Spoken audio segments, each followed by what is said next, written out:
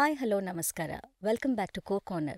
In today's episode, we have with us a special guest who was born and raised in a small village in Malenadu. She has made it big in a big city like Bengaluru. She's been known for her conventional anchoring with a swag touch to it. She's also known for her acting skills and has made it big and popular in the theatre industry. Let's welcome Sneha Nilappa Gowda. ನಮಸ್ಕಾರ ಸ್ನೇಹ ನೀಲಪ್ಪ ಗೌಡ ಒಂದು anchor, ಒಂದು ನಟಿ ಮತ್ತು ಒಂದು ಸುಂದರವಾದ ಬೆಡಗಿ from Malenadu. Thanks for coming first of all and agreeing to be a part of this podcast. Core corner ಅಂತಂದರೆ ಒಂದು ಸಣ್ಣ ವಿಷಯದ ಬಗ್ಗೆ ನಾವು ಒಂದು ಡೀಟೇಲಾಗಿ ಯಾವ ವಿಷಯನೂ ಅಷ್ಟೊಂದು ಮಾತಾಡ್ಲಿಕ್ಕಾಗೋದಿಲ್ಲ. ಸೊ ಹಾಗಾಗಿ ಒಂದು ಸಣ್ಣ ವಿಷಯ ತಗೊಂಡು ಅದರಲ್ಲೇ ಒಂದು ಸ್ವಲ್ಪ ಆಳವಾಗಿ ಹೋಗಿ ಅದ್ರ ಬಗ್ಗೆ ಒಂದು ಸ್ವಲ್ಪ ವಿಮರ್ಶೆ ಮಾಡೋಣ ಅನ್ನೋದು ಒಂದು ಪ್ರಯತ್ನ ಇದು. So thanks for coming first of all. Thank you so much. ಇಷ್ಟು ಸ್ವೀಟಾಗಿ ಮಾತಾಡ್ತಿದ್ದೀರಾ. ನಿಮ್ಮ ಸ್ವೀಟ್ನೆಸ್ ಮುಂದೆ ನನ್ನ ವಾಯ್ಸ್ ಮ್ಯಾಚ್ ಆಗಲ್ಲ. ನನ್ನ ಸ್ವಲ್ಪ ಜೋರ್ ಧ್ವನಿ. ನಮ್ದು ಆ್ಯಕ್ಚುಲಿ ನನಗಿವತ್ತು ಒಂದು ಸ್ವಲ್ಪ ಕಾನ್ಷಿಯಸ್ ಆಗ್ತೀನಿ ಖಂಡಿತ, because I know that you are so pro in Kannada. ಎಷ್ಟು ಚೆನ್ನಾಗಿ ಕಲ್ತಿದ್ದೀರಾ. ನಿಮ್ಮ ಶುರುವಿಂದ ಇವಾಗ ನಾವು ತಿಳ್ಕೋಬೇಕು ಅಂತಂದರೆ, ಸ್ನೇಹ ಹುಟ್ಟಿದ ಊರು ಯಾವುದು, ಅವ್ರ ಮನೆತನ ಹೆಂಗೆ, ಅವ್ರ ಮನೇಲಿ ಯಾರ್ಯಾರಿದ್ದಾರೆ, ಅಲ್ಲಿಂದ ಶುರು ಮಾಡೋಣ. Okay, sure. Firstly thank you. ನಿಮ್ಮ ಭೇಟಿ ಮುಖ್ಯತಃ ಮೊದಲನೇ ಬಾರಿ ಆಗಿದ್ರು ಸಹ ನಾವು ನೀವೇ ಇವರು ನಾನೇ ಇವಳು ಅಂತ ನಿಮಗೆ ಗೊತ್ತಾಗಿಲ್ಲ ಆ ದಿನ. ಸೊ ಅದಾದಮೇಲೆ ನಾವು ಫೋನ್ ಕಾನ್ವರ್ಸೇಷನ್ಲಿ ನೀವೇ ಅಲ್ವಾ ಸುಶೀಲಕ್ಕ ಅಂತ ನೀವು ಹೇಳಿದ್ರಿ. ಸೊ ಆ ಒಂದು ಏನನ್ಬಹುದು, ಆ ಒಂದು ಬಾಂಡಿಂಗ್ ಈ ಒಂದು ಪಾಡ್ಕಾಸ್ಟ್ ತನಕ ತಂದಿದೆ. ಸೊ ಖುಷಿ ಆಯಿತು. Thank you. ಸೊ ನಾನು ಹುಟ್ಟಿದ್ದು ಅದು ನಮ್ಮ ಅಮ್ಮನ ಕೇಳ್ಬೇಕು. ಆ್ಯಕ್ಚುಲಿ ಅಮ್ಮ ಹೇಳ್ತಾರೆ ಶೃಂಗೇರಿಲಿ ಹುಟ್ಟಿದ್ರಿ, ನಮ್ಮ ದೊಡ್ಡಮ್ಮನ ಮನೇಲಿ ಹುಟ್ಟಿದ್ದು, ಹಾಸ್ಪಿಟಲ್ ಹುಟ್ಟಿದ್ದು ಅಂತ. ಬಟ್ ಊರು ನಂದು ಬಾಳೆಹೊನ್ನೂರ ಹತ್ರ ಕರ್ಗಣೆ ಅಂತ, ಪುಟ್ಟ ಊರು ಕರ್ಗಣೆ. ಬಟ್ ಬಹುಪಾಲು ಕರ್ಗಣೆ ಹಾಗೂ ಶೃಂಗೇರಿ ನನಗೆ ಬಹಳ ಒಡನಾಟದ ಊರು. ಯಾಕಂದರೆ ನಮ್ಮ ಅಜ್ಜಿ ಮನೆ ಶೃಂಗೇರಿ. ಅಜ್ಜಿ ಮನೆಗಿಂತ ನಾವು ಜಾಸ್ತಿ ಕನೆಕ್ಟೆಡ್ ನಮ್ಮ ದೊಡ್ಡಮ್ಮನ ಮನೇಲಿ, ನಮ್ಮಮ್ಮನ ಅಕ್ಕನ ಮನೇಲಿ ನಾನು ಸ್ಕೂಲಿಂಗ್ ಮಾಡಿದ್ದು. ನಾವೆಲ್ಲ LKG UKG ಓದಿಲ್ಲ. ನೀವು LKG UKG ಓದಿದ್ದೀರಲ್ಲ. ನಾನು ಬೆಂಗಳೂರವ್ರನ್ನೆಲ್ಲ ಕೇಳ್ತೀನಿ ಯಾವಾಗ ಸಿಕ್ತಾಗ, ನೀವು LKG UKG ಓದಿದ್ದೀರಾ ಅಂತ. ಹೌದು, ಆ್ಯಕ್ಚುಲಿ ಓದಿದ್ದೀವಿ. ನೋಡಿ, ನೀವು ಆ ಕಾಲಕ್ಕೆ ಅಂದರೆ ನೀವು ಓಲ್ಡ್ ಅಲ್ಲ, ಬಟ್ LKG UKG ಓದಿದ್ರೆ ನಾವು LKG UKG ಓದಿಲ್ಲ. ನಾವೆಲ್ಲ ಅಂಗನವಾಡಿಯವರು. ಸೊ ಹುಟ್ಟಿದ್ದು ಬೆಳೆದಿದ್ದು ಅಂತ ಬಂದರೆ, ಹುಟ್ಟಿದಂದರೆ ಬಾಲ್ಯದ ನೆನಪು ಅಂದ್ರೇ ಒಂದು ಹಸಿಯಾದ ನೆನಪು. ಅವತ್ತಿಗೆ ಅದೊಂಥರ ಸವಾಲ್ ಅಂತ ಅನಿಸ್ತೈತೆ. ಯಾಕಂದರೆ ನಾವು ಮಲೆನಾಡು, ಆ ಮಳೆ, ಯಾವಾಗಲೂ ಮಳೆ ಇದ್ದಿದ್ದ ಜಾಗ ಆ ಥರ ಇತ್ತು. ನಮ್ಮಮ್ಮ ಒಂದು ಸ್ಟೋರಿ ಹೇಳ್ತಿರ್ತಾರೆ ಯಾವಾಗ್ಲೂ. ಆ ಕಾಲಕ್ಕೆ ನಮ್ಮೂರಿಗೊಂದು ಏನು ಹೇಳ್ತಾರೆ, ಬರತ್ ಥರ ಇತ್ತಂತೆ. ಸೊ ಗದ್ದೆ ಸುಟ್ಟು ಹೋಗೋದು ಅಂತ ಹೇಳ್ತೀವಿ ನಾವು. ಮಳೆ ಕಡಿಮೆ ಇತ್ತು ಅಂತ ಹೇಳಿ. ಸೊ ನಾವು ನಮ್ಮ ಮನೇಲಿ 3 ಜನ ಮಕ್ಕಳು, ನಾನು, ಅಕ್ಕ, ತಂಗಿ. ಸೊ ನಮ್ಮ ಅಪ್ಪಾಜಿ ಅಮ್ಮ ಇದ್ದಿದ್ದರಿಂದ ನಾವೊಂದು ಸಣ್ಣ ಮನೇಲಿದ್ವಿ. ನಾವು ಸ್ಟಾರ್ಟ್ ಮಾಡಿದಾಗ ನಾವು ಹುಲ್ಲಿನ ಮನೇಲಿದ್ವಿ. ಇವತ್ತಿಗೆ ಎಲ್ಲರೂ ಆಧುನಿಕವಾಗಿ ಎಷ್ಟೇ ಅಡ್ವಾನ್ಸ್ಡ್ ಆದರೂ ಕೂಡ, ನೀವು ಕಿಶೋರ್ ಸರ್ನ ನೋಡಿರ್ತೀರಿ, ಬೇರೆ ಬೇರೆ ಸ್ಟಾರ್ಸ್ ಇದ್ದಾರಲ್ಲ, ಅವರು ಅದೇ ಥರದ್ದು ಒಂದು ಕಾನ್ಸೆಪ್ಟಲ್ಲಿ ಬದುಕ್ತಿದ್ದಾರೆ. ಆ ಹಟ್ ಮನೆಗಳಾಗಿರ್ಬಹುದು ಆ ಥರ. ಸೊ ನಾವು ಸ್ಟಾರ್ಟ್ ಮಾಡಿದಾಗ ಅದಿತ್ತು. ನನಗೆ ಇವಾಗ ನಾನು ಮನೆ ಕಟ್ಟಿದಾಗ ನಮ್ಮ ಅಪ್ಪಂಗೆ ಹೇಳ್ತಿದ್ದೆ ರೀಸೆಂಟಾಗಿ, ನಾವು ಒಂದು ಮನೆ ಕಟ್ಟಿದೀವಲ್ಲ, ಪಕ್ಕದಲ್ಲಿ ಒಂದು ಮಣ್ಣಿಂದು ಮನೆ ಮಾಡೋಣ ಅಂತ. ಅವಾಗಿನ ಕಾಲಕ್ಕೆ ನಾವು ಸ್ಟಾರ್ಟ್ ಮಾಡಿದಾಗ ಮಣ್ಣಿನ ಮನೆನೇ ಇತ್ತು. ಆಗೇನೋ ಒಂದು ಸಣ್ಣ ಬರ ಇತ್ತಂತೆ. ನಮ್ಮ ಮನೇಲಿ 3 ಜನ ಇದ್ದಿದ್ದರಿಂದ ನನ್ನನ್ನು ನಮ್ಮ ದೊಡ್ಡಮ್ಮನ ಮನೇಲಿ ಬಿಟ್ಟಿದ್ರು. ದೊಡ್ಡಮ್ಮನ ಮನೆ ಹೇಗಿತ್ತು ಅಂತ ಹೇಳಿದ್ರೆ, ಅದು ಊರ ಹೆಸರು ಹಾಲಂದೂರು ಅಂತ, ಸ್ಕೂಲ್ ಇದ್ದಿದ್ದು ಬೆಣ್ಣೆಗುಡ್ಡೆ ಅಂತ. ನೋಡಿ ಊರ ಹೆಸರುಗಳೆಷ್ಟು ಚೆನ್ನಾಗಿದೆ ಅಂತ.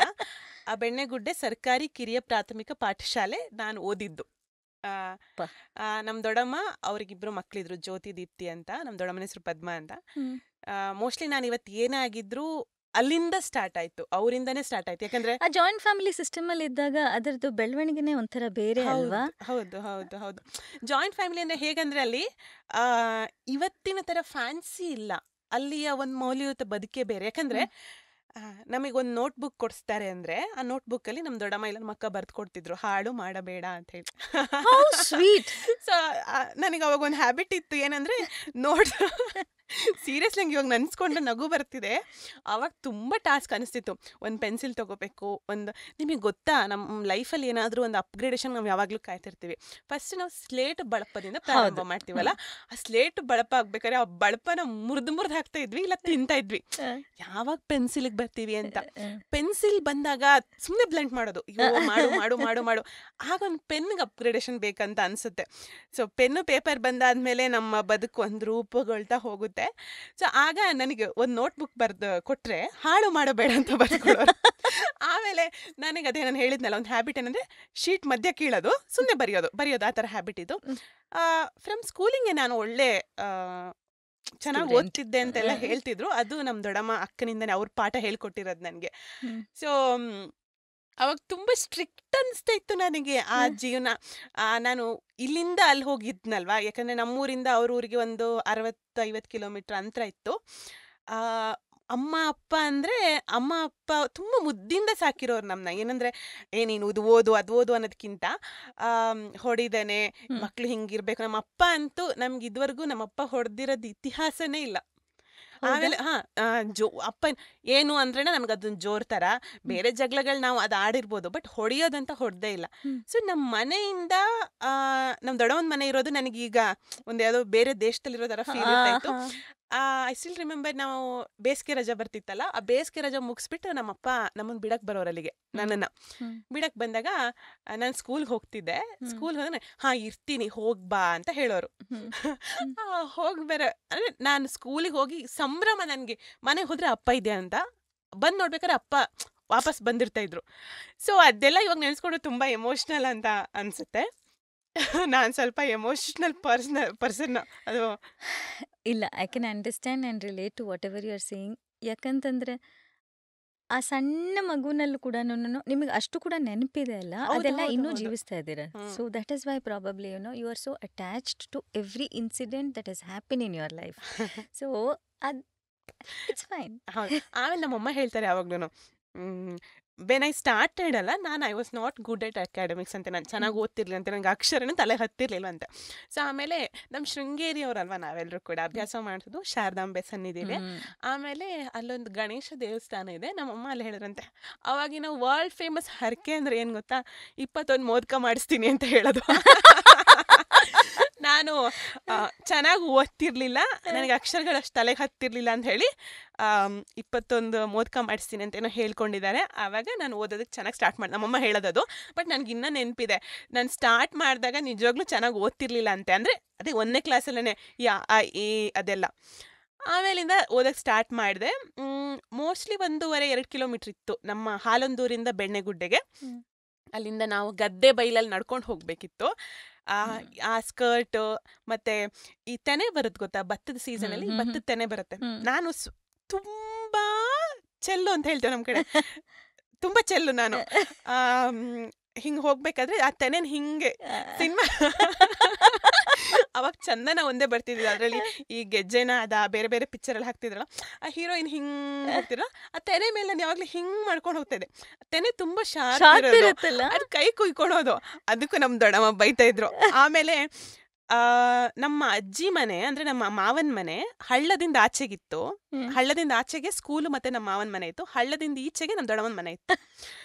ಮಳೆ ಬಂದ್ರೆ ಹಳ್ಳ ತುಂಬ್ತಾ ಇತ್ತು. ಸೊ ದಟ್ ನಾನು ದೊಡ್ಡವನ್ ಮನೆಗೆ ಬರಕ್ಕಾಗ್ತಿಲ್ಲ, ನಾನು ನಮ್ಮ ಅಜ್ಜಿ ಮನೆಗೆ ಹೋಗ್ತಾ ಇದ್ದೆ. ಸೊ ನಮ್ಮ ಅಜ್ಜಿ ಮನೆಗೆ ಹೋದ್ರೆ ನಾನು ಅವತ್ತು ಉಳ್ದು ನೆಕ್ಸ್ಟ್ ಡೇ ವಾಪಸ್ ಬರ್ಬೇಕಿತ್ತು. ನಂಗೆ ಅಲ್ಲಿ 2 ಮಾವನ ಮಕ್ಳಿದ್ರು, ಪ್ರತ್ಯಕ್ಷ ಪ್ರತೀಕ್ ಅಂತ ಹೇಳಿ. ನನಗೆ ಅಲ್ಲಿ ಹೆಂಗಂದ್ರೆ ನಮ್ಮ ದೊಡ್ಡವನ ಮನೇಲಿ ಸ್ಟ್ರಿಕ್ಟ್ ಇತ್ತಲ್ಲ, ಅಲ್ಲಿ ನಮ್ಮ ಅತ್ತೆ ಸ್ವಲ್ಪ ಫ್ರೀ ಆಗಿ ಬಿಟ್ಬಿಡೋರು. ಸೊ ನಾವು 1 ದಿನ ಇರ್ತಿಲ್ಲ, 2 ದಿನ ಇರ್ತಾ ಇದ್ದೆ. ನಾನು ಲೇಟಾಗಿ ಬಂದ್ರೆ ನಮ್ಮ ದೊಡ್ಡಮ್ಮ ಒಂಟಿ ಕಾಲಲ್ಲಿ ನಿಲ್ಲಿಸ್ತಾ ಇದ್ರು. ನಿಜವಾಗ್ಲೂ ಹೌದು. ಬಟ್ ಇವತ್ತಿಗೆ ನಾನು ದೊಡ್ಡಮ್ಮಂಗೆ ತುಂಬ ಥ್ಯಾಂಕ್ಸ್ ಹೇಳಬೇಕು. ಯಾಕಂದರೆ ಅಷ್ಟು ಡಿಸಿಪ್ಲಿನ್ ಬಂತು. ಆ್ಯಂಡ್ ನೀವು ಎಲ್ಲಿ ಹೋದ್ರೂ ಕರೆಕ್ಟ್ ಟೈಮಿಗೆ ಮುಗಿಸ್ ಬರಬೇಕು, ಅಲ್ಲಿ ಜಾಸ್ತಿ ಹೊತ್ತು ಇರಬಾರ್ದು. ಹೆಣ್ಮಕ್ಳಿಗೆ ಅದು ತುಂಬ ಇಂಪಾರ್ಟೆಂಟ್ ಆಗುತ್ತೆ. ನೀವೆಲ್ಲ ಹೋದ್ರೂ ಅಲ್ಲಿ ಮುಗಿಸ್ ಬಂದುಬಿಡಬೇಕು. ಆಮೇಲೆ ನನಗೆ ಇವತ್ತಿಗೆ ನಾನು ತುಂಬ ಜನಕ್ಕೆ ಹೇಳ್ತಿರ್ತೀನಿ, ನಾನು ಇವತ್ತು ಏನಾದರೂ ವೆರೈಟಿ ಐಟಮ್ಸ್ ತಿನ್ಬೋದು, ನನಗಿದು ಬೇಕು, ನಾನು ಆರ್ಡ್ರ್ ಮಾಡಬಹುದು, ಕುಕ್ ಮಾಡಬಹುದು ಅನ್ಸುತ್ತಲ್ಲ. ಆ ಕಾಲಕ್ಕೆ ಮೆಂತ್ಯದ ಹಿಟ್ಟು ಅಂತ ಮಾಡ್ತಾರೆ ನಮ್ಮ ಮಲೆನಾಡು ಕಡೆ. ಮೆಂತ್ಯದ ಹಿಟ್ಟು ಅಂದರೆ ಈ ಅಕ್ಕಿ ಮೆಂತ್ಯನ ಹುರಿದು ಮಾಡ್ತಾರೆ. ಆ ಮೆಂತ್ಯದ ಹಿಟ್ಟು ನೆಂಟರು ಬಂದಾಗೆಲ್ಲ ಮಾಡೋರು. ಅದನ್ನು ನಮಗೆ ಈ ಬಾಳೆ ಎಲೆನ ಒಂದು ಕೀತ್ ತೆಗ್ದು ಅಂತ ಹೇಳಿ ಒಂದು ತೆಗೆದುಬಿಟ್ಟು ಅದ್ರ ಮೇಲೆ 1-2 ಸ್ಪೂನ್ ಹಾಕಿ ಹಿಂಗೆ ಕೊಡೋರು ಆಯ್ತಾ. ಅದಕ್ಕೆ ತುಪ್ಪ ಹಾಕೊಂಡು ತಿನ್ನೋದು. ಇವಾಗ ನಾನು ಅನ್ಕೊಂತೀನಿ, ನಾವು ಇವಾಗ ಮಾಡಿದ್ರೆ ಒಂದು 1/4 kg 1/2 kg, ಆವಾಗ ಹೇಗಂದ್ರೆ ಒಂದು 100 ಗ್ರಾಮ್ಸೇ ಮಾಡಿದ್ನು ಎಲ್ರಿಗೂ ಹಂಚ್ಕೊಡ್ತಾ ಇದ್ರು. ಆ ಕಾಲಕ್ಕೆ ನನಗೆ ಐದರ್ ಇದು ಕ್ವಾಂಟಿಟಿ ಕಡಿಮೆ ಕೊಡ್ತಿದ್ದಾರೆ ಅಂತನೋ ಏನೋ ನೆಂಟ್ರಿಗೆಲ್ಲ ಕೊಡ್ತಿದ್ದಾರೆ ಅಂತ ಅನ್ನಿಸ್ತಿತ್ತು. ಬಟ್ ಇವತ್ತಿಗೆ ನನ್ಗೆ ಅನಿಸ್ತದೆ ಅವತ್ತಿಗೆ ಅದು ಬಡತನ ಅಂತ ಹೇಳಿ ಅಲ್ವಾ. ಯಾಕಂದ್ರೆ ನಮ್ಮ ದೊಡ್ಡಪ್ಪ ಇರಲಿಲ್ಲ, ಆದ್ರೂ ಇಂಡಿಪೆಂಡೆಂಟ್ ಆಗಿ ಮಕ್ಳನ್ನ ಸಾಕಿದ್ರು, ಹಾಗೆ ನನ್ನನ್ನು ಕೂಡ ನೋಡ್ಕೊಂಡಿದ್ರು. ಸೊ ಐ ಶುಡ್ ಥ್ಯಾಂಕ್ಫುಲ್ ಅವರಿಗೆ. ಸ್ವೀಟ್, ರಿಯಲಿ ರಿಯಲಿ ನೈಸ್ ಅಲ್ಲ. ಹೌದು. ಅಂದರೆ ಆಗಿನ ಕಾಲದಲ್ಲಿ ಆ ಕಾನ್ಫಿಡೆನ್ಸ್ ಕೂಡ ಇರ್ತಾ ಇತ್ತು. ಬೇರೆ ಮನೆಯಲ್ಲಿ ಬೆಳೆಸೋದು ಅಂತಂದರೆ actually I can so relate to you, because ನನಗೂ ಅಷ್ಟೇ ಒಂದು ಸ್ವಲ್ಪ ದಿನ ನಾನು ನಮ್ಮ ಅಜ್ಜಿ ತಾತನ ಜೊತೆ ಬೆಳೆದಿದ್ದು. ನಮ್ಮ ಅಪ್ಪಂಗೆ ಟ್ರಾನ್ಸ್ಫರ್ ಆಗ್ತಿತ್ತು ಅಂತ ನಮ್ಮಮ್ಮ ಅವ್ರ ಜೊತೆ ಹೋಗೋರು. ನಾವು ಟ್ವಿನ್ಸ್. ಸೊ ನನ್ನ ತಂಗಿಗೆ ಸ್ವಲ್ಪ ಯಾವಾಗಲೂ ಹುಷಾರು ತಪ್ತಿತ್ತು ಅಂತ ಹೇಳಿ ನಮ್ಮಮ್ಮ ಅವ್ರನ್ನ ಜೊತೆನಲ್ಲಿ ಕರ್ಕೊಂಡು ಹೋಗ್ತಾಯಿದ್ರು, ಯಾವುದೇ ಊರಿಗೆ ಟ್ರಾನ್ಸ್ಫರ್ ಆಗಲಿ. ಆ್ಯಂಡ್ ನಾನು ನಮ್ಮ ಅಜ್ಜಿ ತಾತ ಜೊತೆ ಬೆಳೆದಿದ್ದು. ಆಗ ಕಾನ್ಫಿಡೆನ್ಸ್ ಇತ್ತು ಬೇರೆಯವ್ರ ಜೊತೆ ಬಿಟ್ಟು ಅವ್ರು ಚೆನ್ನಾಗಿ ನೋಡ್ಕೊಳ್ತಾರೆ ಅಂತ. ಈಗ ನೀವು ಅದನ್ನು ಕಾಣಿಸ್ತೀರಾ? ಇವಾಗ ಕಾಣಕ್ಕಾಗತ್ತ ಅದನ್ನ? ಖಂಡಿತ ಇಲ್ಲ. ಅಜ್ಜಿ ತಾತಂದ್ರ ಮೇಲೇನೆ ಕಾನ್ಫಿಡೆನ್ಸ್ ಇರೋದಿಲ್ಲ ಈಗಿರೋ ಕಪಲ್ಸ್ಗಳಿಗೆ. ಐ ಮೀನ್ ಆ ಥರ ಬಂದ್ಬಿಟ್ಟಿದೆ. ಬಟ್ ಅದ್ರಲ್ಲೂ ನೀವು ಹೇಳೋ ಥರ ಈ ಕೋಡ್ಬಳೆ ಎಲ್ಲ ಮಾಡಿಟ್ರೆ ಒಂದೇ ಕೊಡೋರು. ಹೌದು. ಅಲ್ಲಿ ಜಾಸ್ತಿ ಇದ್ರೂನು ಜಾಸ್ತಿ ದಿನ ಇಟ್ಕೊಂಡು ತಿನ್ಬೇಕು. And these are all basic concepts that will help you in becoming a better understanding person ನಾಳೆಗೆ ಅಲ್ಲ. ಒಂಥರ ಅದನ್ನೆಲ್ಲ I think small learnings are big takeaways for life. ಅದೇ ಇವಾಗ ನೆನೆಸ್ಕೊಂಡು ಅನ್ಸುತ್ತೆ. ನನ್ನ ಕಸಿನ್ ಇನ್ನ ಚಂದನ್ ಚೇತನ್ ಅಂತಿದ್ರು, ಅವ್ರು ಟ್ವಿನ್. ಆಮೇಲೆ ಸೌಜನ್ಯ ಅಂತಿದ್ರು. We use to go school. Medha ಅಂತೆಲ್ಲ ಇದ್ರು. ನಾವೆಲ್ಲ ಒಟ್ಟಿಗೆ ಸ್ಕೂಲ್ಗೆ ಹೋಗ್ತಾ ಇದ್ವಿ. ಸೊ ಅದೇ ನಾನು ಹೇಳ್ದ ಹಾಗೆ ಇವತ್ತಿಗೆ ನಾವು ಇಷ್ಟೆಲ್ಲ ನೋಡಿ ಎಲ್ಲ ಅಂದಾಗ ಅಯ್ಯೋ ನಾವಿಷ್ಟು ಮುಂದೆ ಬಂದಿದ್ದೀವಿ ಅಂತ ಅನಿಸ್ಬಿರ್ಬೋದು. ಬಟ್ ಅವತ್ತಿಗೆ ಆ ಬಾಲ್ಯ ಕಷ್ಟ ಅನ್ನಿಸ್ತಿತ್ತು. ಆ್ಯಂಡ್ ನಮ್ಮ ಅಕ್ಕನ ಮಗಳಿಗೆ ಇವಾಗ 2ನೇ ಕ್ಲಾಸ್ ಇದ್ದಾಳೆ. ಒಂದು ತಲೆ ಬಾಚಕ್ಕೆ ಒಂದು ಕಸ ಗುಡಿಸಿ ಒಂದು ಹಿಡಿ ಎತ್ತಿ ಗೊತ್ತಿಲ್ಲ ಅವ್ರಿಗೆ. ಆವಾಗ ನಾವು ಹೆಂಗೆ ಅಂದರೆ ಒಂದು ಟಾಸ್ಕ್ ಇರ್ತಿತ್ತು. ಅಂಗ್ಲ ಗುಡಿಸ್ಬೇಕು, ಇದು ಸಗಣಿ ತರಬೇಕು, ಮತ್ತೆ ಹೋಗ್ಬಿಟ್ಟು ಒಂದು ಬೋರ್ವೆಲ್ಲಲ್ಲಿ ನೀರು ಜಗ್ಗಿ ತಂದು ನಾವು ತುಳಸಿ ಕಟ್ಟೆಗೆ ಹಾಕಿ ತುಳಸಿ ಪೂಜೆ ಮಾಡಬೇಕು ಅಂತಿತ್ತು. ಇದೆಲ್ಲ ನಮಗೆ ಅದು ಕಲಿಸಿರೋದು, ಅದು ರೊಟೀನ್. ಅದು ನೀವು ಬೆಳಗ್ಗೆ 6 ಗಂಟೆ ಇಲ್ಲ 6:30 ಹೇಳ್ತೀಯ, ಎದ್ದು ಅಂಗ್ಲ ಗುಡಿಸ್ಬೇಕು, ಅಂಗ್ಲ ಗುಡಿಸಿ ಹೋಗ್ಬಿಟ್ಟು ನೀನು ನೀರು ತರಬೇಕು, ನೀರು ತಂದು ತುಳಸಿ ಕಟ್ಟೆಗೆ ಹಾಕಬೇಕು, ಅದಾದ್ಮೇಲೆ ಸ್ಕೂಲಿಗೆ ರೆಡಿಯಾಗಿ ಹೋಗಬೇಕು, ಈ ಥರದ್ದಿತ್ತು. ಆ್ಯಂಡ್ ಆ ಟೈಮಲ್ಲಿ ಇನ್ನೂ ಮಿಡ್ ಡೇ ಮೀಲ್ ಸ್ಟಾರ್ಟ್ ಆಗಿರಲಿಲ್ಲ, ಬಿಸಿ ಊಟ. ಫಸ್ಟಿಗೆ ನಾವು ಬಾಕ್ಸ್ ತೊಗೊಂಡು ಹೋಗ್ತಾ ಇದ್ವಿ, ಅದಾದಮೇಲೆ ಬಿಸಿ ಊಟ ಕಾನ್ಸೆಪ್ಟ್ ಬಂತು. ನಾನು ಅಂಥ ಇದೆಲ್ಲ ನೋಡಿದ್ದೀರಾ? ಹೇಳ್ತಾರೆ. ನಾವ್ ಇದನ್ನೆಲ್ಲ ಕೇಳಿರೋದು ಬರೀ ಪಾಲಿಸೀಸ್ ಅಲ್ಲಿ. ಗವರ್ಮೆಂಟು ಈ ತರ ಮಾಡ್ತಿದ್ದಾರೆ, ಮಾಡಬೇಕು ಅಂತ ಒಂದಷ್ಟು ವಾಟ್ ಯು ಸೇ ರೆಕಮೆಂಡೇಶನ್ಸ್ ಇದೆ ಅಂತ. But you have actually lived that. ಹೌದು. ಆಮೇಲೆ ನನ್ಗೇನಂತ ನಗು ಬರುತ್ತೆ ಅಂದ್ರೆ, ಆ ಪೇರ್ಲೆ ಅಂತೀವಿ, ಸೀಬೆಕಾಯಿ ಅಂತೀರಿ ನಾವು, ಪೇರ್ಲೆ ಹಣ್ಣು ಅಂತೀವಿ. ಪೇರ್ಲೆ ಮರ ಹತ್ತಿ ನಾನು ಪೇರ್ಲೆ ಹಣ್ಣು ಕೇಳ್ತಾ ಇದ್ದೆ. ನಮ್ಮ ದೊಡ್ಡಮ್ಮ ಹೇಳೋರು, ಗಂಡ್ಬೀರಿ ತರ ಮಾಡ್ತೀಯ ನೀನು. ಆಕ್ಚುಲಿ ನಮ್ಮ ಚಂದನ್ ಚೇತನ ನಮ್ಮ ಮಾವನ ಮಕ್ಳು, ಅವ್ರನ್ನ ಕೆಳಗಡೆ ನಿಲ್ಸ್ಬಿಟ್ಟು ನಾನು ಮರಕ್ಕೆ ಹತ್ಬಿಟ್ಟು ಪೇರ್ಲೆ ಹಣ್ಣು ಕುಯ್ತಾ ಇದ್ದೆ. ಆಮೇಲೆ ತುಂಬ ಕ್ರೇಜಿ ನಾನು ಯಾರೋ ರೀಸೆಂಟಾಗಿ ಹೇಳ್ತಾ ಇದ್ರು, ನನ್ನನ್ನು ಏನೋ ಒಂದು ಬೌಂಡ್ರೀಸ್ ಒಳಗಡೆ ನೀವು ಫಿಕ್ಸ್ ಮಾಡಿ ಹಿಂಗೆ ಕುತ್ಕೋ, ಹಿಂಗೆ ಮಾತಾಡು ಅಂತ ಹೇಳಕ್ಕೆ ನಮ್ಮಪ್ಪ ಹೇಳ್ತಾರೆ, ನೀನು ಮಾತಾಡ್ಬೇಕಾದ್ರೆ 1 kg ಮೆಣಸಿನ್ಕಾಯಿ ಹಾಕಿದ್ರೆ ಪುಡಿ ಮಾಡ್ಬಿಡ್ತೀಯಾ, ಅಷ್ಟು ಅರಿತೀಯಾ ಅಂತ ಹೇಳಿ. ಸೊ ಒಂದು ಹಾಲು ತರಕ್ಕೆ ಕಳಿಸೋರು ಒಬ್ರು ಮನೆಗೆ. ಹಾಲು ತರಕ್ಕೆ ಕಳಿಸ್ಬೇಕಾದ್ರೆ ನಾನು ಎಷ್ಟು ಕ್ರೇಜ್ ಇದ್ದೆ ಅಂದರೆ, ಇವಾಗ ನಿಮಗೆ ನಗು ಬರ್ಬೋದು, ನಮ್ಮಲ್ಲಿ ಒಂದು ಡಿಫ್ರೆನ್ಸಿಯೇಷನ್ ಇದೆ. ಇಲ್ಲಿ ಬೆಂಗಳೂರವ್ರು ನೀವು ಕಾಫಿ ಹೇಗೆ ಮಾಡ್ತೀರಾ ಹೇಳಿ? ಇದರ್ ನೀವು ಫಿಲ್ಟರ್ ಮಾಡ್ತೀರಾ, ಅದಕ್ಕೆ ಕಾಫಿ ಮಾಡ್ತಿಲ್ಲ, ಹಾಲಿಗೆನೆ ಪೌಡರ್ ಹಾಕಿ ಮಾಡೋರು ಇದ್ದಾರೆ. ನಮ್ಮ ಕಡೆ ಮಲೆನಾಡಲ್ಲಿ ನೀರು ಕಾಫಿ ಅಂತ ಮಾಡ್ತೀವಿ. ನೀರಿಗೆ ಬೆಲ್ಲ ಹಾಕಿ ಪೌಡರ್ ಹಾಕಿ ಕಾಫಿ ಮಾಡ್ತೀವಿ. ಸೊ ನಮಗೆ ಬೇರೆಯವ್ರ ಮನೆಗೆ ಹಾಲು ತರಕ್ಕೆ ಹೋದಾಗ ಅವ್ರ ಮನೇಲಿ ಹಾಲು ಹಾಕಿರೋ ಕಾಫಿ ಕೊಡ್ತಾರಲ್ಲ, ಅದೇ ಒಂದು ಖುಷಿ. ನಾವು ಅವ್ರ ಮನೆಗೆ ಹೋದ್ರೆ ಅಯ್ಯೋ ಅವ್ರ ಮನೇಲಿ ಹಾಲು ಹಾಕಿದ ಕಾಫಿ ಕೊಡ್ತಾರಲ್ವಾ ಅಂತ. ಆಮೇಲೆ ಇನ್ನು ಕೆಲವ್ರು ಇರ್ತಾರೆ ಗೊತ್ತಾ, ಸ್ವಲ್ಪ ಜಿಪ್ಪುಂಡಿರಿದ್ದಾಗ ಕಾಫಿ ಕುಡಿತೀರಾ ಅಂತ ಕೇಳ್ತಾರೆ. ನಮಗೆ ಹೆಂಗೆ ಅಂದ್ರೆ, ಇಲ್ಲ ಬೇಡ ಬೇಡ ಅಂತ ಆಕ್ಚುಲಿ ಬೇಕಿರುತ್ತೆ ಒಳಗಡೆ ಬೇಡ ಅಂತ. ಆಮೇಲೆ ಬಂದ್ಮೇಲೆ ಯೋದೇರೆ ಹಾಲು ಕೊಡೋ ಕಾಫಿ ಮಿಸ್ ಆಯ್ತಲ್ಲ ಅಂತ ಯೋಚನೆ ಮಾಡೋದು. ಆ ಕೆಟಲ್ ಇತ್ತು ಅವಾಗೊಂದು, ಆ ಕೆಟಲ್ ತಗೊಂಡ್ಬಿಟ್ಟು ನಾನು ಹಾಲು ತಗೋಬಿಟ್ಟು ರಿವರ್ಸ್ ನಡ್ಕೊಂಬರೋದು. ನಮ್ಮ ದೊಡ್ಡಮ್ಮ ಮನೆ ಹತ್ರ ಒಂದು ಬಿದ್ರಿನ ಮಟ್ಟಿ ಇತ್ತಾಯ್ತಾ, ಬಿದ್ರು ಅಲ್ಲಿ ಒಂದು ಮುಳ್ಳು ಬರುತ್ತೆ ಶಾರ್ಪ್. ಒಂದ್ಸರಿ ನನ್ನ ಕಾಲಿಗೆ ಬೇರೆ ಚುಚ್ಕೊಂಡಿತ್ತು. ನಾನೇನಂದ್ರೆ ಇವತ್ತಿಗೆ ಸತ್ಯ ಹೇಳ್ತಾ ಇದ್ದೀನಿ, ನಮ್ಮ ದೊಡ್ಡಮ್ಮಂಗೆ ಹೇಳೋ ನಡ್ಕೊಂಬರ್ಬೇಕಾದ್ರೆ ಚುಚ್ಚಿತು ಅಂತ. ನಾನು ರಿವರ್ಸ್ ನಡ್ಕೊಂಬರ್ಬೇಕಾದ್ರೆ ಆ ಮುಳ್ಳು ಚುಚ್ಚಿದ್ದು. ಸೊ ಈ ಥರ ಕ್ರೇಜಿ ಥಿಂಗ್ಸ್ಗಳ ನಡುವೆ ನಾವು ಬದುಕಿದ್ದು. ಬೇಜಾರೇನಂದರೆ, ನಾನು ಓದಿದ್ದ ಸರ್ಕಾರಿ ಕಿರಿಯ ಪ್ರಾಥಮಿಕ ಪಾಠಶಾಲೆ ಬೆಣ್ಣೆಗುಡ್ಡ ಇವತ್ತಿಗೆ ಮುಚ್ಚಿದೆ. ಸೊ ಕನ್ನಡ ಶಾಲೆ ಬೇಜಾರಾಗುತ್ತೆ. ನಾನು ದರ್ಶನ್ ಸರ್ನ ಇಂಟರ್ವ್ಯೂ ಮಾಡಬೇಕಾದ್ರೆ ಹೇಳಿದ್ದೆ, ನಮ್ಮ ಕ್ರಾಂತಿ ಸಿನಿಮಾ ಬಂತಲ್ಲ, ಆಗ ಹೇಳ್ತಾ ಇದ್ದೆ. ಸೊ ನಾನು ಓದಿದ ಶಾಲೆ ಇವತ್ತಿಗೆ ಮುಚ್ಚಿದೆ, ಬೇಜಾರಾಗುತ್ತೆ ಅಂತ. ನೀವು ಇವತ್ತಿಗೆ ಎಂಥ ದೊಡ್ಡ ಯೂನಿವರ್ಸಿಟಿಲಿ ನೀವು ಏನೇ ಮಾಡಿರಬಹುದು, ಬಟ್ ನನಗೆ ಅಲ್ಲಿಂದನೇ ಬಂದಿದ್ದು, ಆ ಬಾಲ್ಯದಿಂದನೇ ಬಂದಿದ್ದು. ನಮ್ಮ ಅಮ್ಮ ಎಲ್ಲ ಯಾವಾಗಲೂ ಹೇಳ್ತಿರ್ತಾರೆ, ನಮ್ಮ ಇಲ್ಲಿ ಬೆಂಗಳೂರಲ್ಲಿರೋ ರಿಲೇಟಿವ್ಸ್ ಎಲ್ಲ ಅವ್ರ ಮಕ್ಳಿಗೆ 1 ಲಕ್ಷ ಫೀಸ್ ಕಟ್ತಾರಲ್ಲ, ನಾನು ಡಿಗ್ರಿ ತನಕ 1 ಲಕ್ಷ ಖರ್ಚೇ ಮಾಡಿಲ್ಲ. ಹೌದು ಹೌದು ಗೌರ್ಮೆಂಟ್ ಸ್ಕೂಲಲ್ಲೇ ಸ್ಟಾರ್ಟ್ ಮಾಡಿದ್ವಿ, ಫೀಸೇ ಇರ್ಲಿಲ್ಲ. ನಾವೇನು ಬಟ್ಟೆಗಳು ತಗೊಳೋದು, ಬುಕ್ ತಗೊಳೋದು ಬಿಟ್ರೆ ಗೌರ್ಮೆಂಟ್ ಇಂದ ನಿಮ್ಗೇನು ಆ ಥರ ಫೀಸ್ ಎಲ್ಲ, ನಾವು ಸರ್ಕಾರಿ ಶಾಲೆಯಲ್ಲಿ ಓದಿದೀವಲ್ಲ, so we should feel so grateful ಅಂತ ಅನ್ಸುತ್ತೆ ನನಗೆ. ಏನೇ ಈ ಒಂದು ಕಾನ್ಫಿಡೆನ್ಸ್ ಬಂದಿದ್ಯಾ, ನಾನು ಇಷ್ಟು ಖುಷಿಯಿಂದ ಹೇಳ್ಕೊಂತಿದ್ದೀನಲ್ಲ, ಎಲ್ಲಿಂದ ಅಲ್ವಾ ನಿಜವಾಗ್ಲೂ. ಅದನ್ನ ಅಂದ್ರೆ ನಾನು ಅದನ್ನೇ ಅನ್ಕೋತಿದ್ದೆ, ಅಷ್ಟು ಸಣ್ಣ ಜಾಗದಿಂದ ಬಂದು ಇಷ್ಟು ದೊಡ್ಡ ಸಿಟಿನಲ್ಲಿ ಒಂದು ಹೆಸರು ಮಾಡಿ ಒಂದು ಪಾಪ್ಯುಲರ್ ಆಂಕರ್ ಅಮಿಡ್ಸ್ಟ್ ಎಷ್ಟೋ ಜನ ಇಲ್ಲೇ ಬೆಂಗಳೂರಲ್ಲೇ ಬೆಳೆದು ಪಳಗಿ ಆ ಆಂಕರಿಂಗ್ ಅಂತ ಒಂದು ವೃತ್ತಿನಲ್ಲಿ ಹೆಸರು ಮಾಡ್ತಿರೋವಾಗ absolutely commendable. Hats off to you. ನಿಜವಾಗ್ಲೂ ಅಂದ್ರೆ ಅಷ್ಟೊಂದು ಕಾನ್ಫಿಡೆನ್ಸ್ ಇಂದನೂ ಬಂದಿದ್ದೀರಾ, ಅಷ್ಟೊಂದು ಕಲಿಕೆನೂ ಇದೆ ಅದ್ರ ಬಗ್ಗೆ. ಸುಮ್ಮನೆ ಕಾನ್ಫಿಡೆನ್ಸ್ ಇದ್ರೂ ಬರೋದಿಲ್ಲ ಇದು. ನಾನು ಯಾವಾಗಲೂ ನನ್ನ ಕಾರ್ಯಕ್ರಮಗಳು ಹೇಳ್ತಿರ್ತೀನಿ, ಬಡತನದಕ್ಕಿಂತ ದೊಡ್ಡ ಯೂನಿವರ್ಸಿಟಿ ಯಾವುದೂ ಇಲ್ಲ ಅಂತ. ಬಡತನ ನನಗೆ ಅವತ್ತಿಗದ್ ಬಡತನ ಅಂತ ಗೊತ್ತಾಗ್ತಿರ್ಲಿಲ್ಲ. ಆಮೇಲೆ ನಾನು ನಮ್ಮೂರಿಗೆ ಬಸ್ ಇರ್ಲಿಲ್ಲ ನೋಡಿ, ಇವತ್ತೆಲ್ಲ ಬಸ್ ಇದೆ, ನಾವು ಆಟೋ ಇದೆ, ಹೈರ್ ಮಾಡ್ಕೊಂಡು ಹೋಗುವಂತಹ ಶಕ್ತಿ ಇರುತ್ತೆ. ನಾವು ಬನ್ನೂರ್ ತನಕ ಬನ್ನೂರ್ ಅಂತ ಒಂದು ಊರಿದೆ, ಬನ್ನೂರ್ ತನಕ ಬಂದು ಬನ್ನೂರಿಂದ ತೆಪ್ಪ ಅಂತ ಇದೆ, ಈ ದೋಣಿ ಸಣ್ಣ ತೆಪ್ಪದಲ್ಲಿ ಊರಿಗೆ ಬಂದು ನಮ್ಮಪ್ಪ ನಮ್ಮನ್ನ ಹೆಗಲ್ ಮೇಲೆ ಊರಿಗೆ ಕರ್ಕೊಂಡ್ ಬರ್ತಿತ್ತು. ಆಯ್ತಾ, ಆ ಥರದ್ದು ಬಾಲ್ಯ ನಮ್ದು. ಆ್ಯಂಡ್ ನಾನು ನನ್ನ ತಂಗಿ, ನಮ್ಮ ತಂಗಿ ನನಗಿಂತ 5 ವರ್ಷ ಸಣ್ಣವಳು, ನನ್ನ ಅಕ್ಕನಿಗೂ 3 ವರ್ಷದ ಗ್ಯಾಪ್ ಇದೆ. ಸೊ ನಾವು ಒಂದು ಕಿತ್ಲೆ ಮರ ಇತ್ತು, ಈ ಮಂಕಿತ್ಲೆ ಅಂತಾರೆ ನಮ್ಮ ಕಡೆ. ಈ ನೀವು ಇವಾಗ ಏನು ಆರೆಂಜ್ ನೋಡ್ತಿದ್ರೆ ಅದು ಸಣ್ಣದು, ಚಿಕ್ಕಮಂಗ್ಳೂರಲ್ಲಿ ಬರುತ್ತಲ್ಲ ಆ ಥರದ್ದು ಅಂತ ಇದೆ. ಅದ್ರ ಪಕ್ಕ 2 ಕಾಫಿ ಮರ ಇತ್ತು, ಇವಾಗ್ಲೂ ಇದೆ. ನಮ್ಮ ಅಪ್ಪಂಗೆ ಅದನ್ನ ನಾನು ಉಳಿಸ್ಕೊಂಡಿದ್ದೀನಿ. ನಾನು ಹೇಳಿ, ಅಪ್ಪ ಈ ಮರ ಮಾತ್ರ ಕಡಿಬೇಡ ಅಂತ ಹೇಳಿದ್ದೀನಿ. ಆ ಮರದಲ್ಲಿ ಆ ಕಡೆ ಅವಳು, ಈ ಕಡೆ ನಾನು ಕೂತ್ಕೊಂಡು ಏನೇನೇನೋ ಮಾತಾಡ್ತಾ ಇದ್ವಿ, ಅಂದರೆ ಲೋಕಾರೂಢಿಯಾಗಿ ಮಾತಾಡಿ ನಾವು ಎಂಜಾಯ್ ಮಾಡ್ತಿದ್ವಿ. ನಾನು ಬೇಸಿಗೆ ರಜಕ್ಕೆ ಹೋದಾಗ ಆ ಮರ ತುಂಬ ಕಿತ್ಲೆ ಹಣ್ಣಿರೋದು, ವಾಪಸ್ ಬರಬೇಕಾದ್ರೆ ಸಣ್ಣ ಮಿಡಿ ಇರುತ್ತಲ್ಲ, ಕಡ್ಡೆ ಅಂತ ಹೇಳ್ತೀವಿ, ಅದನ್ನು ಕೂಡ ಬಿಡ್ತಿರ್ಲಿಲ್ಲ. ಸುಮ್ಮನೆ ಸುಲ್ಕೊಳೋದು, ತಿನ್ನೋದು, ಹುಳಿ ತಿನ್ನೋದು, ಹುಣಸೆಹಣ್ಣು ತಿನ್ನೋದು ಅಂತ. 1 ಕಾಫಿ ಮರ ಅವಳಿಗೆ, 1 ಕಾಫಿ ಮರ ನನಗೆ. ಅಂದರೆ ಅದರಲ್ಲೂ ನಾವು ಪಾರ್ಟಿಷನ್ ಇತ್ತು, ಆ ಮರದ ಅರ್ಧ ಬ್ರಾಂಚಸ್ ಅವಳಿಗೆ, ಅರ್ಧ ಬ್ರಾಂಚಸ್ ನನಗೆ ಅಂತ. ಆ ಥರದ ಇದು ಇವತ್ತಿಗೆ ತುಂಬ ಖುಷಿ ಇದೆ ನೋಡಿ. ನಾವು ಅಂತ ಜಾಗದಿಂದ ಬಂದಿದ್ರು, ಅಂತ ಜಾಗ ಅಂತ ನಾನು ಹೇಳಲ್ಲ, ಅದು ಬ್ಯೂಟಿಫುಲ್ ಜಾಗ. ಇವತ್ತಿಗೆ ಸಿನಿಮಾಗಳಲ್ಲಿ ತೋರಿಸ್ತಾರೆ ನೋಡಿ, ಯಾವ್ದ್ರಲ್ಲೋ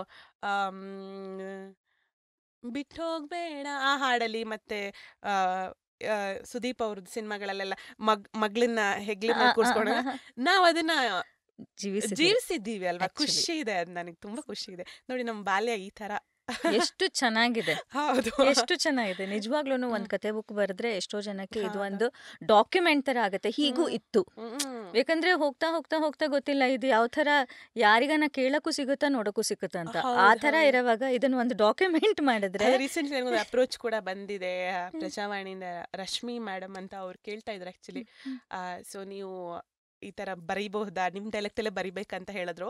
ಸೊ ನನಗೆ ಅವಾಗ ಅನ್ಸುತ್ತೆ, ನಮ್ಮಪ್ಪ, ನಾನು ಸ್ಕೂಲಿಂದ ಬಂದಾಗ ನಮ್ಮಪ್ಪ ಇರ್ತಿರ್ಲಿಲ್ಲ, ನಮ್ಮ ವಾಪಸ್ ಮನೆಗೆ ಬಂದಿರ್ತಿದ್ದು ಅಂದಾಗ ಕೆಲವೊಮ್ಮೆ ಇರ್ತಿದ್ರು. ಆ ಸರ್ಪ್ರೈಸಿಂಗ್ ಫ್ಯಾಕ್ಟ್ ಏನಂದ್ರೆ ಅಟ್ಟದ ಮೇಲೆ ಕೂರಿಸಿರ್ತಾ ಇದ್ರು. ಸೊ ಅಟ್ಟಕ್ಕೆ ಹತ್ತಿ ಹೋಗಿ ನೋಡೋದು, ಅಂದ್ರೆ ಆ ಟೈಮಲ್ಲಿ ಅಪ್ಪ ಇದ್ರೂ ಊರಿಗೆ ಹೋಗಿದ್ರು ನಾವು ಅಟ್ಟಕ್ಕೆ ಹತ್ತಿ ನೋಡ್ತಿದ್ವಲ್ಲ.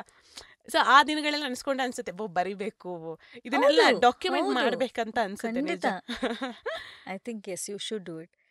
ಇವಾಗ ಬಾಲ್ಯದನ್ನ ಒಂದು ಸ್ವಲ್ಪ ದೂರ ಬರೋದಿದ್ರೆ, ನೀವು ಫಸ್ಟ್ ಕೆಲಸ ಯಾವ್ದು ಸ್ಟಾರ್ಟ್ ಮಾಡಿದ್ದು ಸ್ನೇಹ ನಿಮ್ದು? ಓಕೆ, ಕೆಲಸಕ್ಕೂ ಬರಕ್ ಮುಂಚೆ ನಾನು 5th ತನಕ ನಮ್ಮ ದೊಡ್ಡಮ್ಮ ಮನೆ ಓದಿದ್ಮೇಲೆ, ಕರೆಕ್ಟ್, ಕಾಲೇಜ್ 6th ನಾನು ನಮ್ಮ ಅಕ್ಕನ ಮದ್ವೆನೂ ಆಗಿತ್ತು, ನಮ್ಮ ದೊಡ್ಡಮ್ಮನ ಮಗಳದು. ಸೊ ಅಲ್ಲಿಂದ ನಾನು ಸಣ್ಣ ಬ್ರೇಕ್ ತಗೋಬೇಕಾಯ್ತು, ನನಗೆ ಇನ್ನೊಂದು ಹೆಲ್ತ್ ಇಶ್ಯೂ ಆಯಿತು. ಸೊ ನಮ್ಮ ದೊಡ್ಡಮ್ಮನ ಮನೆಯಿಂದ ನಾನು ಬಿಟ್ಟು ನಾನು ವಾಪಸ್ ನಮ್ಮ ಊರಿಗೆ ಬಂದೆ.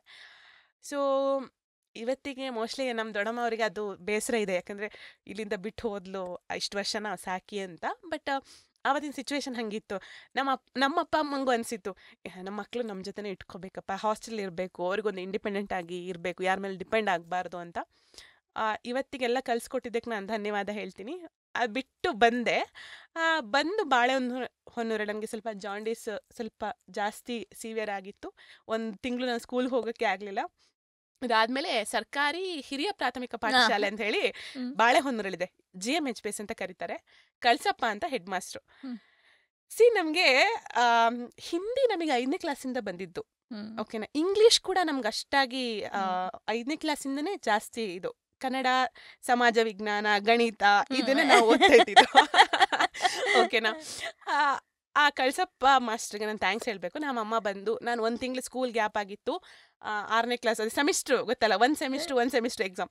2ನೇ ಸೆಮಿಸ್ಟ್ರಿಗೆ ಇಲ್ಲಿ ಬಂದೆ. ಆ್ಯಕ್ಚುಲಿ 1 ತಿಂಗಳು ಸ್ಕೂಲ್ ಗ್ಯಾಪ್ ಆದವ್ರೆ ಕೊಡ್ತಿರ್ಲಿಲ್ಲ, ನೀವು ಫಸ್ಟಿಂದ ಓದಿ 6ನೇ ಕ್ಲಾಸ್ ಅಂತ ಹೇಳ್ತಿದ್ರು. ಬಟ್ ಅವರಿಲ್ಲ, ನನಗೆ ಇಲ್ಲ ಸೀಟ್ ಕೊಡ್ತೀವಿ ಅಂತ, ಸೀಟ್ ಅಂದರೆ ಅಡ್ಮಿಷನ್ ತೊಗೊಂಡ್ರು.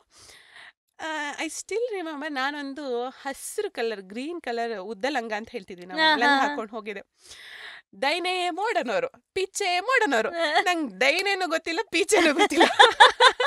ಇಡೀ ಸ್ಕೂಲಲ್ಲಿ ಒಂದು 300-400 ಜನ ಒನ್ ಡೈರೆಕ್ಷನ್ ಅಲ್ಲಿ ತಿರುಗಿದ್ರೆ, ನಾನು ಅಲ್ಲಿಂದ ಬಂದೋಳಲ್ಲ, ನಾನು ದೈನೇ ಮೋಡ್ಗೊಂತಾರ, ಪೀಚೆ ಮೋಡ್ಗೊಂತಾರ ತಿರುಗ್ತಾ ಇದ್ದೆ.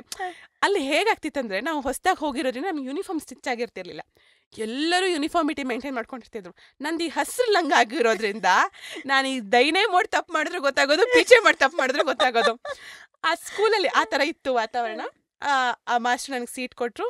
ನಾನು ಯಾವಾಗಲೂ ಹೇಳ್ತಾ ಇದ್ದೆ, 6ನೇ ಕ್ಲಾಸಿಗೆ ನಾನು ಆ ಸ್ಕೂಲಿಗೆ ಆರೋಗ್ಯ ಮಂತ್ರಿ ಆದೆ. ಸೊ ನಾನು ಅಲ್ಲಿ ಅರ್ಧ ಸೆಮಿಸ್ಟ್ರಿಗೆ ಹೋದರೂ ಕೂಡ ನನ್ನ ಕ್ಯಾಲಿಬರು, ನನ್ನ ಬುದ್ಧಿನೆಲ್ಲ ನೋಡಿ ಅವ್ರು ನನ್ನನ್ನು ಆರೋಗ್ಯ ಮಂತ್ರಿ ಮಾಡಿದ್ರು. ಆರೋಗ್ಯ ಮಂತ್ರಿ ಆದಮೇಲೆ 7th ಸ್ಟ್ಯಾಂಡರ್ಡಿಗೆ I was the CM for the school, ಮುಖ್ಯಮಂತ್ರಿ. ಹೌದು. ಆಕ್ಚುಲಿ ಆ ಸ್ಕೂಲ್ ಬೋರ್ಡಲ್ಲಿ ನನ್ನ ಹೆಸರಿದೆ ಅನ್ಸುತ್ತೆ, ಮೋಸ್ಟ್ಲಿ ಸ್ನೇಹ KN 7ನೇ ತರಗತಿ ಶಾಲಾ ಮುಖ್ಯಮಂತ್ರಿ ಅಂತ ಇದೆ. ನಾನು ಹೋದಾಗ ನೋಡ್ತಾ ಇದ್ದೆ, ಮೋಸ್ಟ್ಲಿ ಇವಾಗ ಚೇಂಜ್ ಆಗಿದೆಯೇನೋ ಗೊತ್ತಿಲ್ಲ. ನನ್ಗೆ ಅನ್ಸುತ್ತೆ ಯಾವಾಗ್ಲೂ. ಅವಾಗ ನನಗೆ ಸುಷ್ಮಿತಾ, ಸಿಂಧು ಅಂತ ಹೇಳಿ ತುಂಬ ಬೆಸ್ಟ್ ಫ್ರೆಂಡ್ಸ್ ಇದ್ರು. ನಾನು ಬರೋ ಮುಂಚೆ ಸುಷ್ಮಿತಾ ಸ್ವಲ್ಪ ಚೆನ್ನಾಗಿ ಓದ್ತಾ ಇದ್ರು, ನಾನು ಅವಳಿಗೂ ಯಾವಾಗಲೂ ಕಾಂಪಿಟೇಷನ್ ಇರೋದು. ಅದಾದಮೇಲೆ ನನಗೆ ಆ ಶಾಲೆ ತಂದುಕೊಡ್ತಲ್ಲ, ಅದಕ್ಕೆ ನಾನು ಏನೂ ಬೆಲೆ ಕಟ್ಟಕ್ಕೆ ಆಗೋದಿಲ್ಲ.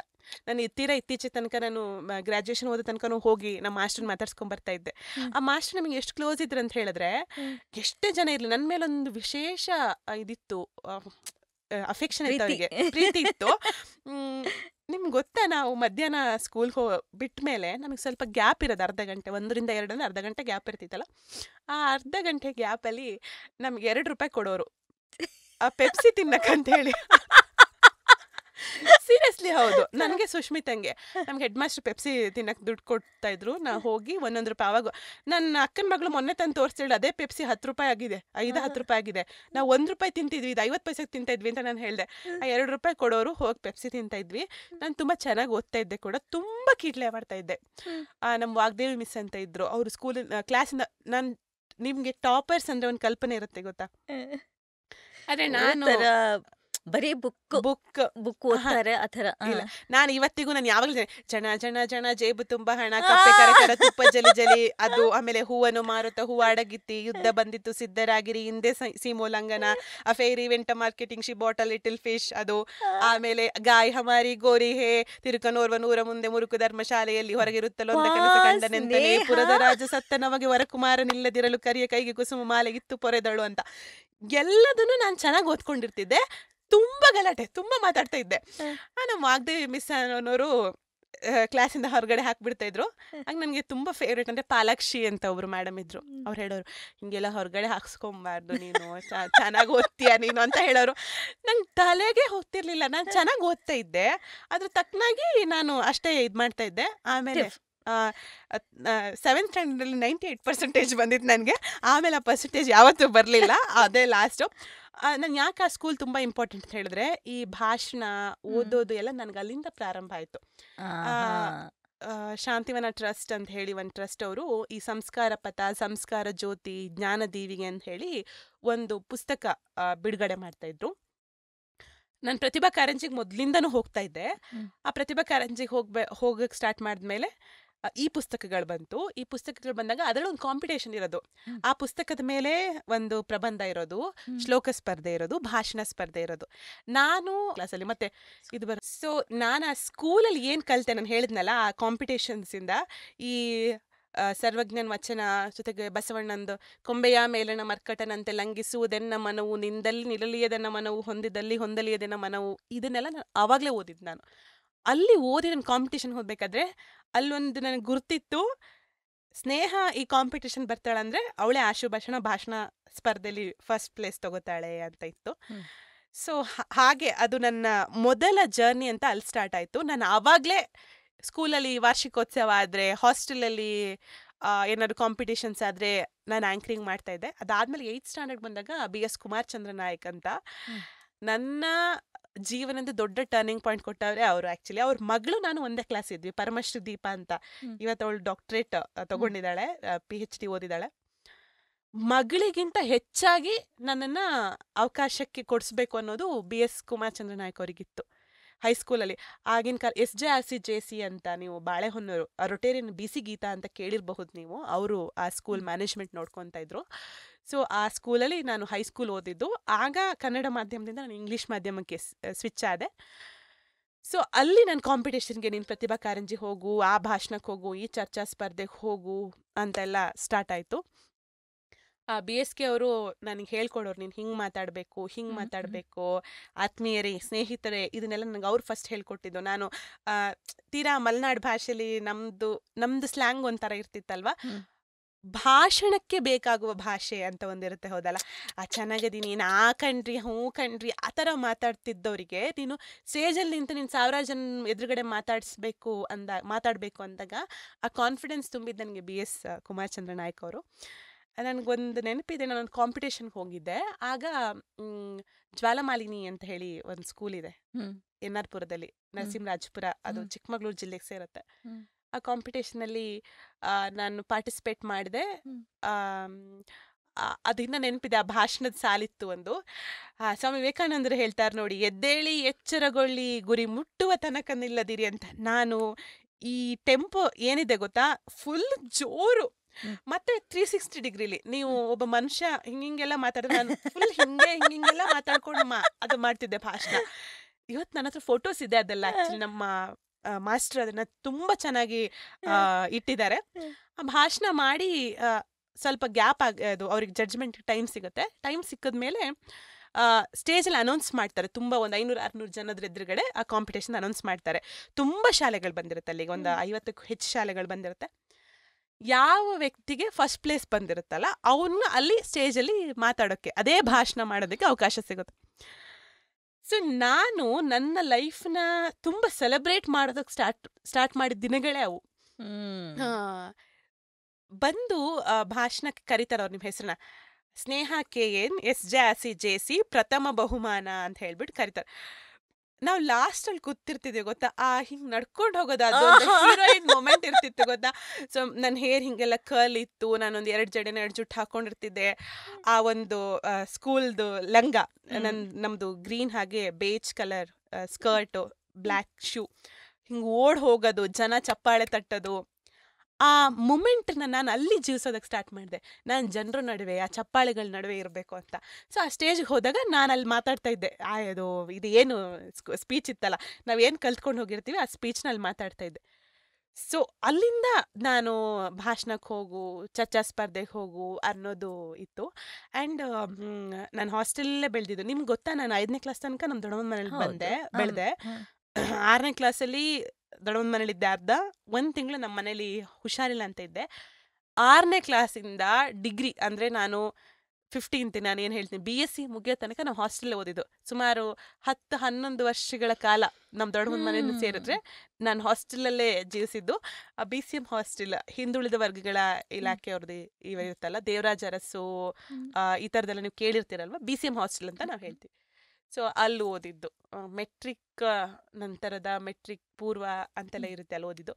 ಸೊ ನಮ್ಮ ಅಪ್ಪ ಅಮ್ಮಂಗೆ ಇವಾಗ ಥ್ಯಾಂಕ್ಸ್ ಹೇಳ್ಬೇಕು ನಾನು. ನನಗೆ ನಾಳೆ ಕಾಂಪಿಟೇಷನ್ ಇರುತ್ತೆ ಅಂತ ಅಂದ್ಕೊಳ್ಳಿ, ಅವಾಗ ಬಸ್ ಇರ್ತಿರ್ಲಿಲ್ಲ ಅಂದರೆ ನಮ್ಮಪ್ಪ ಬನ್ನೂರು ತನಕ ಬಂದು ನಡ್ಕೊಂಡು ಬಂದುಬಿಡೋರು. ನಡ್ಕೊಂಡು ಬಂದು ಕಲರ್ ಡ್ರೆಸ್ ಹಾಕಬೇಕಲ್ಲ ಕಾಂಪಿಟೇಷನ್, ಕೆಲವು ಟೈಮು ಯೂನಿಫಾರ್ಮ್ ಹಾಕಬೇಕು. ಅಲ್ಲಿರ್ತಿತ್ತು, ಯೂನಿಫಾರ್ಮ್ ಹಾಕಿದ್ರೆ ಏನಾದರೂ ತಾರತಮ್ಯ ಮಾಡ್ತಾರೆ, ನಮ್ಮ ಐಡಿಲಲ್ಲಿ ಹೆಸರಿದ್ರೆ ಅಥವಾ ಬೆಲ್ಟಲ್ಲಿ ಹೆಸರಿದೆ ಅಂತ ಹೇಳ್ಬಿಟ್ಟು ಕಲರ್ ಡ್ರೆಸ್ ಹಾಕಬೇಕು ಅಂತ ಕೆಲವು ಕಡೆ ಇದ್ದರೆ, ನಾನು ನಮ್ಮ ಮನೇಲಿ 2 ಬಟ್ಟೆ ಇರ್ತಾ ಇದ್ದಿದ್ದು. ನಿಮಗೆ ಗೊತ್ತಾ, ಯೂನಿಫಾರ್ಮು ಬೇರೆ ಬಟ್ಟೆಗಳಿರೋದು, ವರ್ಷಕ್ಕೆ ಒಂದೇ ಹೊಸ ಡ್ರೆಸ್ಸು. ಇವಾಗ ನಾವು ಆನ್ಲೈನಲ್ಲಿ ಎಷ್ಟು ಶಾಪಿಂಗ್ ಮಾಡ್ತೀವಿ. ನಮ್ಮೂರಲ್ಲಿ ಸುಗ್ಗಿ ಹಬ್ಬ ಅಂತ ಬರೋದು, ನಮಗೆ ಬೆಂಗಳೂರವರೆಲ್ಲ ವರಮಹಾಲಕ್ಷ್ಮಿಗೆ ಬಟ್ಟೆ ತೊಗೊಂಡ್ರಾ, ಗೌರಿ ಹಬ್ಬಕ್ಕೆ ಬಟ್ಟೆ ತೊಗೊಂಡ್ರಾ, ಆ ಥರ ಕೇಳ್ತಾರಲ್ಲ, ದೀಪಾವಳಿ ಬಟ್ಟೆ ತೊಗೊಂಡ್ರ, ಆ ಥರ ಕಾನ್ಸೆಪ್ಟಲ್ಲಿ ನಾವು ಬೆಳೆದೇ ಇಲ್ಲ. ಸುಗ್ಗಿ ಹಬ್ಬಕ್ಕೆ ಒಂದು ಬಟ್ಟೆ ಕೊಡ್ಸೋರು, ಆ ಬಟ್ಟೆನ ನಾವು ತುಂಬಾನೇ ನೀಟಾಗಿ ಮೇಂಟೈನ್ ಮಾಡ್ತಾ ಇದ್ವಿ. ಆ ಬಟ್ಟೆನ ಏನಾದ್ರು ಕಾಂಪಿಟೇಷನ್ ಬಂದರೆ ನಮ್ಮಮ್ಮ ಅದನ್ನು ಕಳಿಸೋರು. ಹಾಸ್ಟೆಲಿಗೆ ಕಳಿಸ್ತಿರ್ಲಿಲ್ಲ, ಯಾಕಂತ ಹೇಳಿದ್ರೆ ನಾವು ನೀಟಾಗಿ ಮೇಂಟೈನ್ ಮಾಡ್ತಿರ್ಲಿಲ್ಲ. ಕರಿಚಿಗೆ ಬರ್ಸ್ತೀವಿ ಅಂದರೆ ಡಾಟ್ ಡಾಟ್ ಬೀಳುತ್ತೆ ಅಂತ ಹೇಳ್ಬಿಟ್ಟು.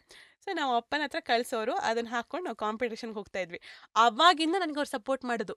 ಮತ್ತು ಆ ಕಾಲಕ್ಕೆ ನಿಮಗೆ ₹100 ಭಾಳ ದೊಡ್ಡ ದುಡ್ಡು. ನಮ್ಮಮ್ಮ ನಮ್ಮ ತೋಟ ಇದ್ದರೂ ಕೂಡ ಅದು ವೆಲ್ ಕಂಡೀಷನಲ್ಲಿ ಇರಲಿಲ್ಲ. ಆ ಟೈಮಲ್ಲಿ ನಮಗೆ ಒಳ್ಳೆ ಈಲ್ಡ್ ಇರಲಿಲ್ಲ ಅನ್ನೋ ಕಾರಣಕ್ಕೆ ಬೇರೆಯವ್ರ ಮನೆ ಕೆಲ್ಸಕ್ಕೆ ಹೋಗೋರು. ಕೆಲ್ಸಕ್ಕೆ ಹೋಗಿ ಅಂದರೆ ನಾವು ಅದನ್ನ ಕೆಲಸ ಅಂದರೆ ಕೆಲವ್ರ ಮನೆ ಕೆಲ್ಸಕ್ಕೆ ಹೋಗೋದು ನಮ್ಮ ಕಡೆ ವಲ್ಗಾಳ್ ಅಂತ ಹೇಳ್ತೀವಿ. ನೀನು ನಮ್ಮ ಮನೆಗೆ ಬಂದರೆ ನಾನು ನಿಮ್ಮ ಮನೆಗೆ ಬರ್ತೀನಿ ಅಂದ್ರೆ ವಲ್ಗಾಳ್ ಅಂತ ಹೇಳ್ತೀವಿ. ಇನ್ನು ಕೆಲವರು ಒಳ್ಳೆ ಲ್ಯಾಂಡ್ ಇಟ್ಕೊಂಡಿರೋರು, ತುಂಬ ಚೆನ್ನಾಗಿ ಎಸ್ಟೇಟ್ ಮೇಂಟೈನ್ ಮಾಡಿರೋರು ತೋಟಕ್ಕೆ ಹೋದಾಗ ಅವ್ರೊಂದು ಸಂಬಳ ಅಂತ ಕೊಡೋರು. ನಮ್ಮಮ್ಮ ಹಾಗೆ ನಮ್ಮನ್ನ ಬೆಳೆಸಿರೋದು.